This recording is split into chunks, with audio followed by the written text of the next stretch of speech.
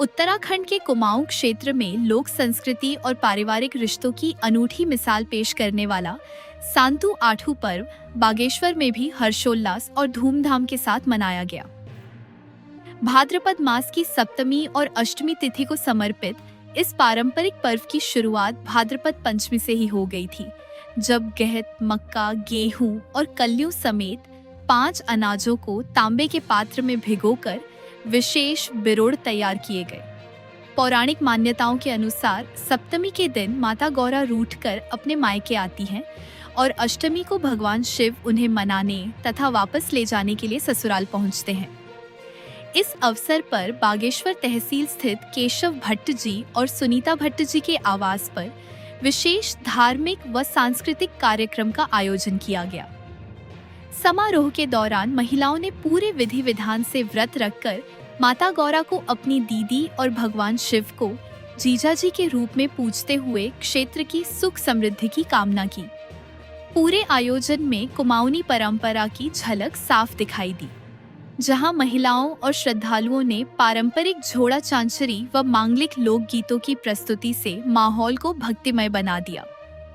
पूजन विधान संपन्न होने के बाद श्रद्धालुओं द्वारा भगवान शिव और माता गौरा की भव्य मूर्तियों के साथ साथ प्रसाद रूपी ब्रुड़ का स्थानीय मंदिर व जलस्रोत में पूर्ण आदर सत्कार के साथ विसर्जन किया गया। इस पर्व ने एक बार फिर कुमाऊनी संस्कृति के जीवंत रंगों और सामाजिक सौहार्द को उजागर किया। इसको हमारे पहाड़ में ऐसी चीज़ों से बढ़ाया जाता है और हम तो ऊपर उठाते हैं। कट हो जाएगा, फिर ऐसा कुछ नहीं है। हाँ। बोलते रहो, सही होगा तो होगा, कट हो जाएगा, कट हो जाएगा। तो अच्छा लगता है, ऐसा सब बहनों ने बच्चों ने उठाया है, सब बहुत अच्छा लग रहा और ऐसा ही होता है सब जगह। अच्छा है। पहले से कैसे होता था जब आप अपनी हमारी परंपरा तो पहले पुरानी चली और हमारे यहाँ भी खूब झोड़ा मेला ये चीज़ें घर में लगा करते ही हैं। सब महिलाएँ बैठ के भजन कीर्तन सभी करते हैं। सातु आठू का व्रत सप्तमी के दिन हम लोग सबसे पहले सुबह नहा धो करके पूजा वगैरह करते हैं। फिर उसके बाद हमारे पहाड़ों में चलता है एक डोर, उसको हम अपनी बाएं हाथ के बाजू पे बांधते हैं और उसके मंत्र हमारे बुजुर्ग हम लोग को सिखाते हैं। और जिस प्रकार आदमियों की जनेऊ होती है उसी प्रकार हमारा ये डोर होता है। उसके बाद अलग अलग टाइप की सीजनल घासों को और दाल के पेड़ों को, मक्के के पेड़ों को, इनको उठा करके जड़ सहित मिट्टी सहित उखाड़ते हैं और इसको एक आदमी के ढांचे में ढाल करके हम उससे गौरा और महेश्वर को बनाते हैं।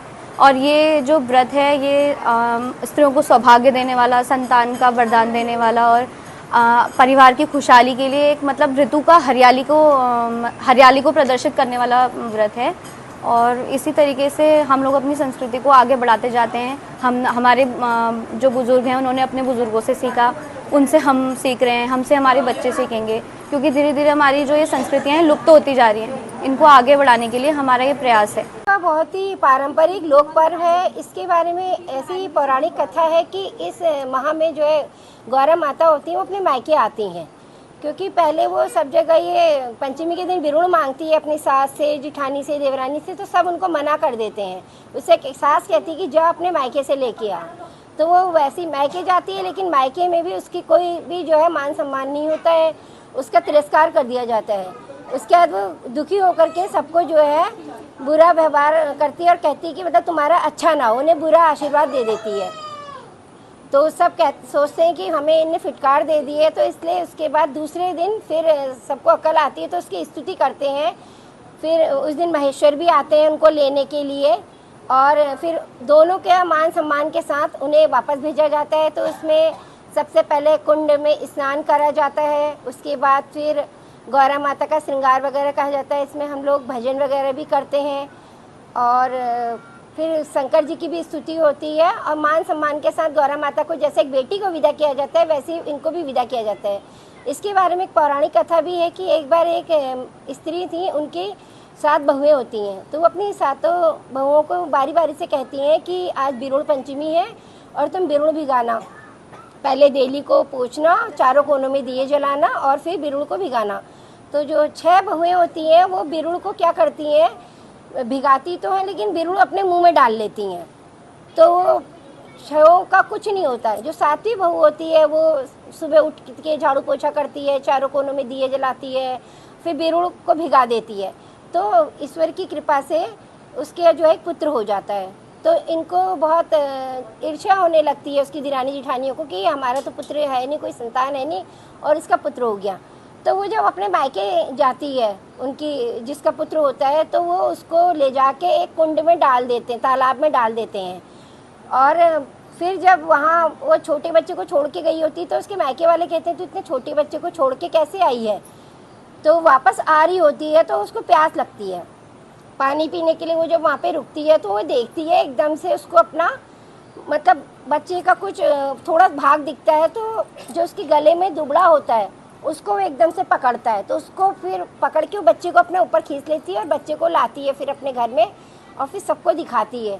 तो उसकी सास फिर सब और बहुओं को सजा देती है और इस बहुओं का बहुत अच्छा होता है और बहुत सुख शांति से रहते हैं और उनका इस लोक में बहुत अच्छा होता है। और अंत में फिर वो भगवान की स्तुति करते हुए इस लोक को प्रस्थान कर जाती है।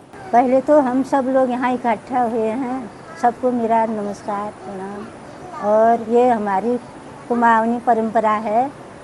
ये हम पंचमी को बिरुड़ भिजाते हैं, 5 नाज या 7 नाज का बिरुड़ भिजाते हैं। एक कुटुरी डालते हैं उसमें दूबा, हल्दी और सुपारी, पैसे और सब चीज़ डाल के तौली में और पिठा चंदन लगा के दूध लगा के सब रखते हैं। फिर अष्टमी को हम सुबह सब खेतों में जाके सब अनाज जो मतलब ये बरसात में होते हैं, धान, मडुआ, मदिरा और जो भी होते हैं भट्ट, सब चीज़ ला के फिर गंवरा को बनाते हैं। बना के उसको लहंगा पहनाया, सब जेवर पहनाया, सब लोग इकट्ठा होते हैं और उस दिन डोर धारण करते हैं, सुबह पूजा करते हैं। डोर इसलिए पहनाया जाता है कि सब अपने परिवार को दीर्घायु के लिए हम डोर पहनते हैं। अष्टमी को फिर दुबड़ा, गले में दुबड़ा पहनते हैं और अष्टमी को फिर हम बिरुड़े, यहाँ बिरुड़े भी पूजा करेंगे, सबके सर में भी रखेंगे, घर में मंदिर में भी चढ़ाएंगे। ये हमारी सब मतलब साल भर का रिवाज है। सब लोग इकट्ठा होते हैं, अच्छा लगता है। 3 दिन का मेला होता है, सब लोग आ जाते हैं।